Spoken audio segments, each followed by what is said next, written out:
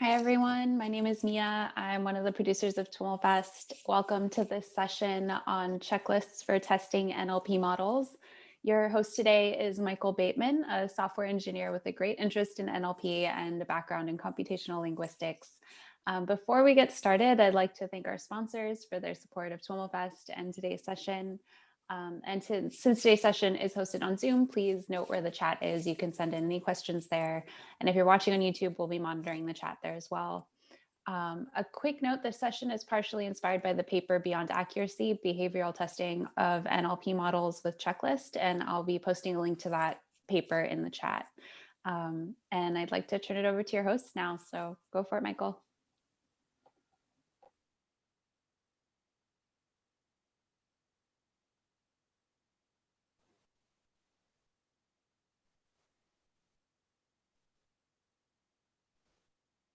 Hello, everyone. I'll just share my screen. So I'm going to give a bit of a talk. I hope this works.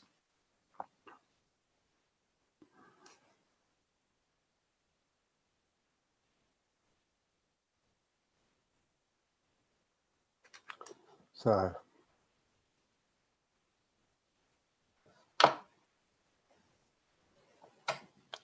Hello. Can I establish everyone? Can you see my screen? We can see your screen. Okay. Right. I'll just run through it and then we can just start a discussion afterwards, if that's okay with everyone. Okay. So I was quite intrigued about this paper. It won the Best Paper Award at ACL 2020. So what I plan to do in this few slides is just say what it is, what it does, and pick up on any discussions points at the end. So it's a task-agnostic methodology for testing NLP models. What's really interesting about it is that it tests linguistic capabilities rather than things like accuracy or F1 score. So this seems kind of an obvious thing to do in my point of view, but no one seems to have done it or even thought about it, except for Glue, I think. So I've included a slide on that later. So these are the kind of things it tests: vocabulary, part of speech, named entity recognition, and if it can spot negation. What is surprising about the paper, one of the findings is if you put negation at the end of the sentence, not one of the models that was tested actually got that. They all missed it. It was 100% failure. So it was guided by the principle of unit testing, but I'm not quite sure in myself if that actually really applies. It's more as I explain later, it's more about behavioral testing. So black box testing, where you've got inputs and outputs and expected behavior. So these are the capabilities it covers: vocabulary, taxonomy, robustness, NER, fairness, temporal understanding, negation, co-reference, pretty important, semantic role labeling. So how agent, object, passive and active voice, for example, is perceived. Is it spotted? So although I wonder if sometimes that's completely missed by lots of language models. So they described 3 test types: minimum functionality tests. They say this is like a bit of a unit test, but they're kind of testing discrete functionality. I think it's unlike a unit test because you can't write a unit test and then go and fix it if it fails. It gives you something that you need to fix. We'll get on to that later as well. That everyone in the talks I've listened to so far wants to know how you fix it, but that's not what this is for. So there are invariance tests where these are like property-based tests. So it allows you to inject lots of perturbations or changes to the inputs. And if it's an invariance test, you don't expect them to change. And directional tests are like that, but you do expect them to change, but in some specified way, but not randomly. So there's a matrix described here. So these are the capabilities I've just described along with the test types. I've kind of extracted bits of this talk from the paper and the notebooks that you can download from the repository. So this is taken from the paper. You can see these are a small selection of the tests for sentiment analysis. These are the descriptions of the tests and all the types of tests you can carry out and the scores for the various language models. Oops, sorry. Don't know what happened there. Yeah, too premature. So it covers Microsoft Cloud provider, Google, Amazon, BERT, and Roberta. So Roberta base and BERT base. So some simple examples I've included here. Company is Australian. And these are expected behaviors. I've had to kind of improvise here. That means here you'd expect the sentiment to be going up.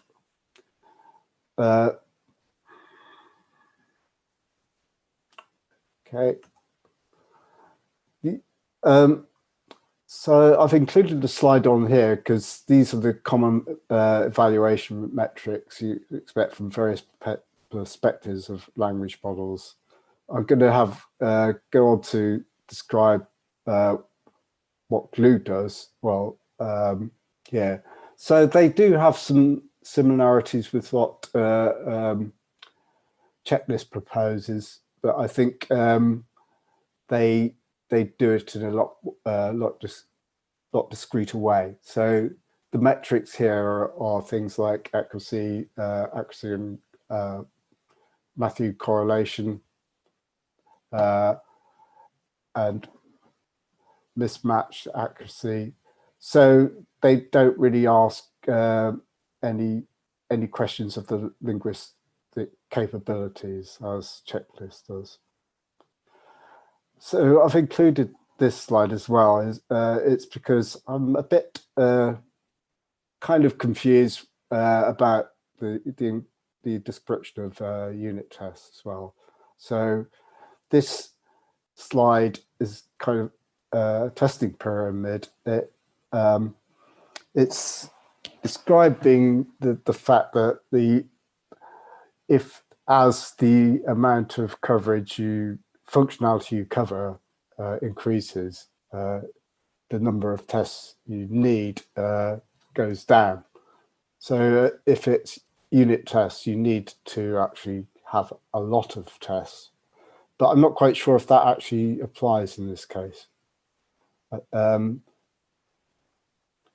We can get onto that in the discussion, hopefully. So as I've alluded to before, I would say Checklist is very much about black box testing.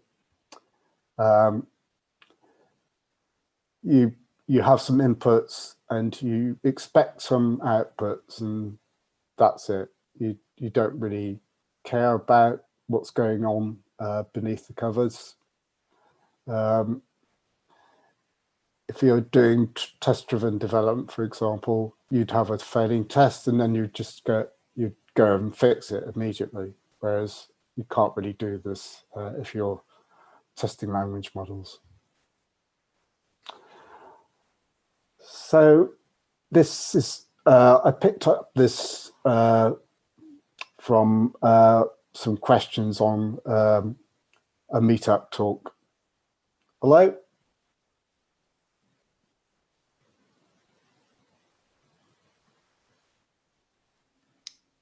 Hi. Hello? You're still here, Michael. Okay, something happened, so.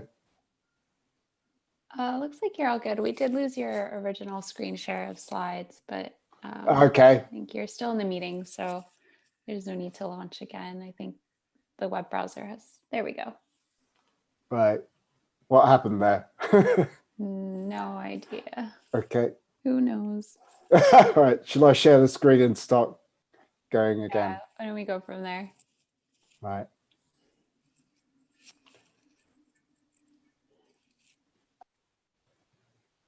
Right. Hopefully everyone can hear me. I'm sorry about that. All good. Okay. I was that throws your train of thought a bit, but yeah, I guess the authors of the paper were alluding to this in the paper. This is kind of a start. They want people to add to the tests. And I guess there are things you might be able to add, like sarcasm or emojis.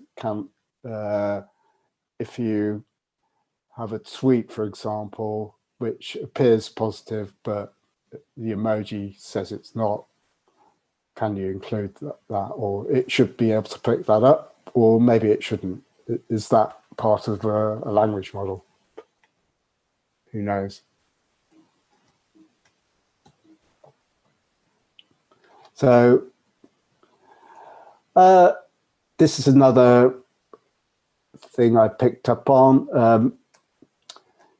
How easy is it to use with existing metrics? So I guess pure accuracy, while it's helpful, I think checklists would provide you with a lot more information about where your language model is deficient. Again, it won't tell you where it's going wrong, but maybe it can provide some clues on where to look. And this comes, well, this is one of my final slides, actually, or I'd like to throw it open after this. I've been thinking about this. Now, I was going to put in a slide about GPT-3, which seems to go on to the assertion that the bigger the language model is, the more capability it has. So I just wonder if that's true. Maybe there is a limit on how good it can be without actually truly understanding what it's actually ingesting. And this is taken from another paper, Bender and Collar, which was also presented at ACL 20. It's their essential argument is if language model only uses form, i.e. the input and not any other data, it can't really understand or what it's actually being asked to answer. Okay, that's me finished. So I'd like to throw it open to anyone. These are just ideas, so and I'm happy to share my screen with anyone if anyone wants to go through the paper as well. I've kind of got that available, and the notebooks as well, so which were quite useful in understanding how it works.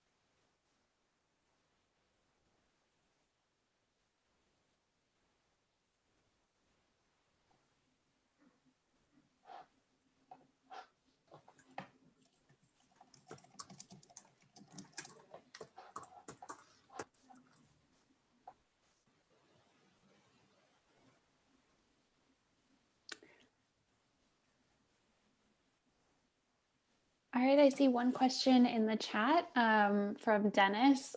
His question is, are there any points in the paper that you disagree with or have a different take on? Yes, one of them is it concerns unit testing, or what they actually mean by it. I wish they actually hadn't used the term, because I think it's probably a bit misleading. I think functional or black box testing is fine. It's that's a better description of what they actually mean, I think. But I know where they're coming from, really, because no one's really thought about doing this kind of style of testing. I think this is more motivated by behavior-driven development. So there are frameworks like Cucumber, which do start from the point of view of desired outcomes rather than low-level code. So I hope that answers it. Or the other thing, I guess, is the authors don't suggest any way of fixing the bugs that you find by applying the tests. They might have offered some kind of guidance on that, really.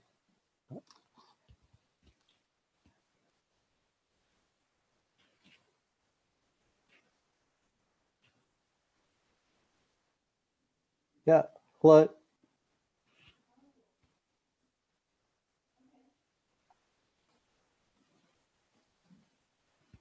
So I think one or two people just joined. Just a quick note that we're in the discussion portion of this session. And if you have any questions, please feel free to unmute or ask them in the chat and we can relay them to Michael. But if anybody has any comments or questions, please feel free.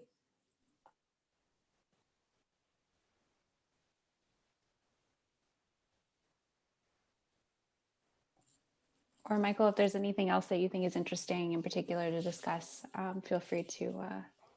Oh, I see another question from Dennis. What about domain-specific testing, such as medical terms, scientific terms, sports-specific items?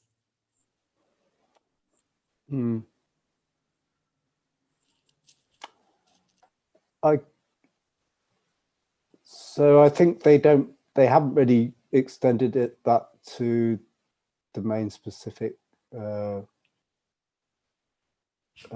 areas. I'm not quite sure if it would make any difference if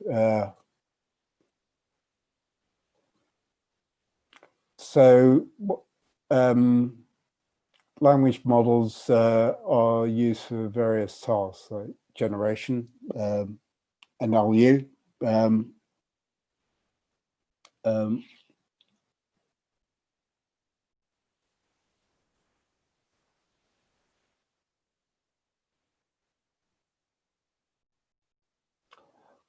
well, yes, Dennis, there are domain-specific language models out there which are trained on a specialized vocabulary. So I imagine you'd have specialized tests to actually to test how they work. And if so, you probably come up with some tests where you'd expect certain outcomes as the methodology in the paper describes, and if the behavior isn't there, your model is deficient. It's not behaving as you'd expect. So I don't know if that answers your question. I'm not sure if you saw this additional comment, but Dennis says, in other words, is Yeah. there specific NLP? Yeah, I did. Yeah. Okay, Yeah. great. I think he's talking about a language model there. Hopefully I'm correct. Yeah, feel free to elaborate, Dennis.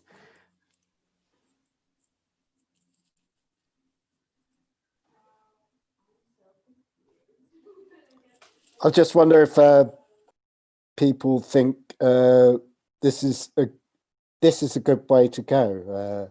So I would say I think it's motivated by the fact that you can have a really accurate model, but you can fire these tests at it, and it can fail almost every one. So, which is pretty interesting. So accuracy is not really, doesn't seem to actually test it that much, or it's just one aspect of it. So the authors don't say don't throw away accuracy. They just say you just need something a bit more.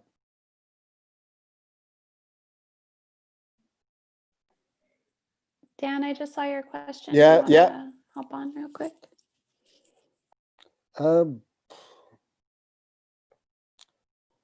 I think they kind of they elaborate on that as well, where there is.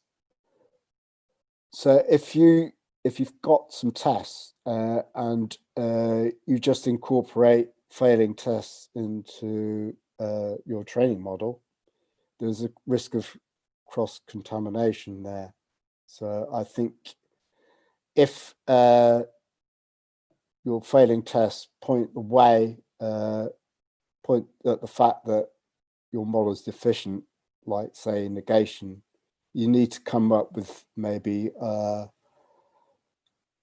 lot more examples in that specific area and train on that. So, and retrain your model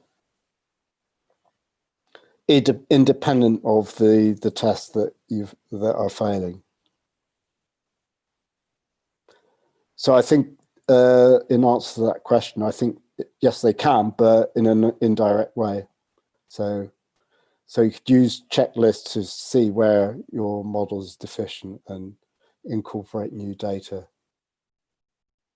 into your training set and retrain.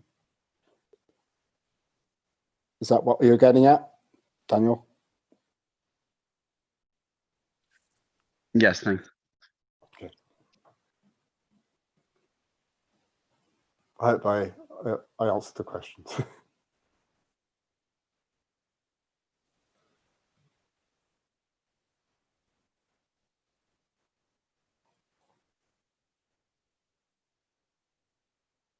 So I wonder if anyone's kind of thought about the philosophical aspects of this.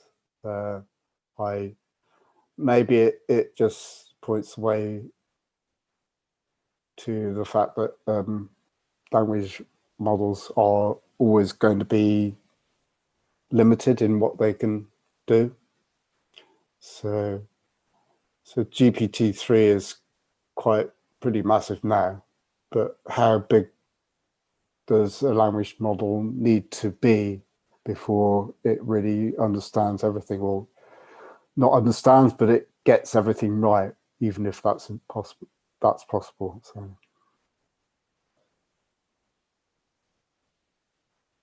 And it's been surprisingly easy from the test to trip language models up, as you can see. So, sorry, looking at chat, Slack.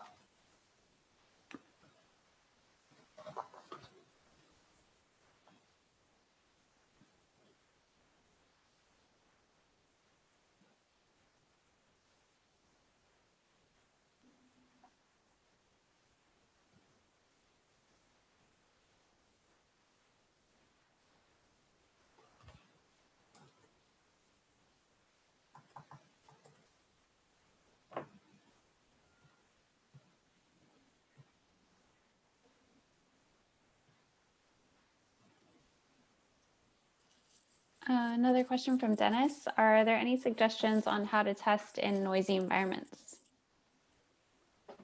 Can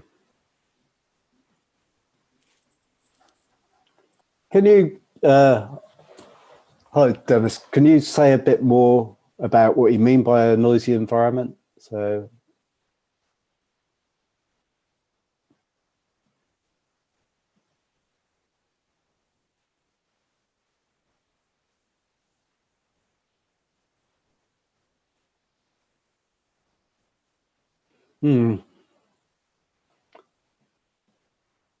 So I don't think they actually, yeah.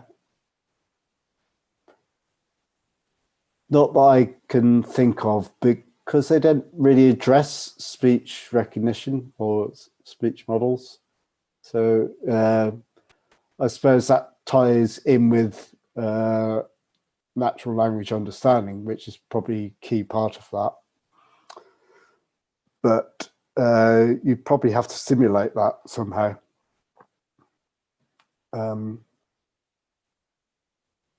Yeah, I get what you're saying. I guess that might be, I suppose some of the perturbation tests would kind of cover that, wouldn't they? Because what they're trying to do is jumble everything up and make sure that it's invariant. So I guess that could be covered by them. So it just rearranges the sentence, maybe puts negation in front, or maybe it's it's not a malformed sentence as well. One of the examples is dealing with typos. So this is not quite the same, but maybe saying the sentence twice as well. So I guess a noisy single is, it's not really, it's an ill-formed sentence or something like that. Bits missing. How does it cope with stuff like that?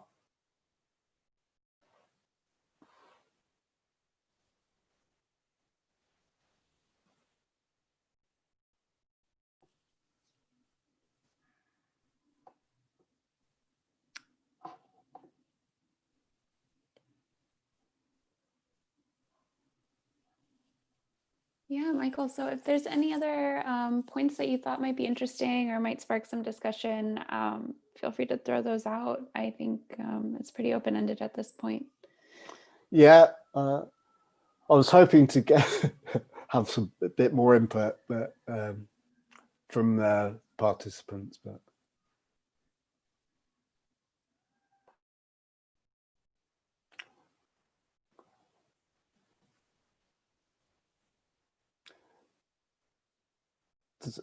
like to, if anyone is still there, and could you put into chat if you've read the paper, the chat to say if you read the paper, have you downloaded the repository? So that's Marco's repository. Tried it out. How curious are people, I guess?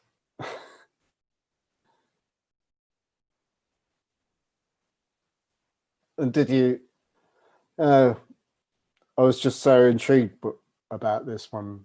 I heard about it. It's, as I said earlier, it seems to have kind of an obvious thing to do, but yeah, no one's done it really, because it's kind of putting two and two together. It's those things that maybe software engineering and language model development sometimes don't really meet.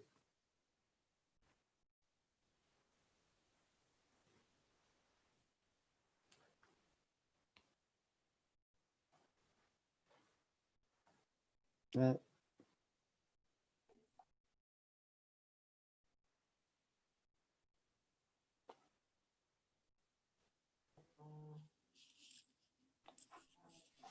I'll just say I'll stay online, Mia, just to see if there's any more questions.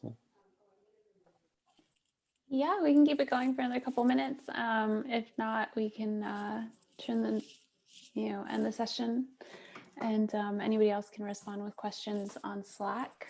If you're still interested. It looks like also this might be the first introduction for a lot of people to the paper. So check out the interview with Sameer Singh. I think that would be helpful. And then maybe also check out the paper and we can get more of a discussion going online. But I'll pop back on screen to thank you so much, Michael, for presenting and organizing this. So pleasure. Yeah, thanks. Absolutely. I will post those links one more time, and thank you everyone for joining. You can find the session on the page as well, on the session page. So stay tuned for more, and thank you so much, everyone. All right, thanks. Thanks.